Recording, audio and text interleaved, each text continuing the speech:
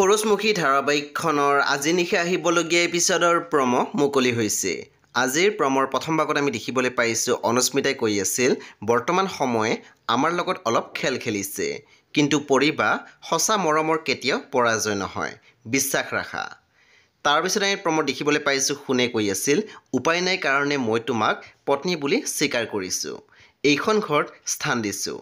তাৰ অৰ্থ এয়া নহয় যে তুমি মোৰ অন্তৰত মৰমৰ স্থান পাইছা।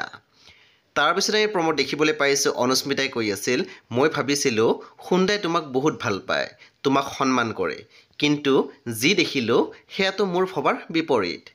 সেই বন্ধু বান্ধৱীসকল আজি নিশা 8 বজাত ৰং টিভিত আহিবলগীয়া খৰচমুখী ধাৰাবাহিকখন খুবেই বেছি ইণ্টাৰেষ্টিং হ'বলৈ গৈ আছে, সেই আপোনালোকে চাবলৈ একেবাৰে নাপাহৰিব।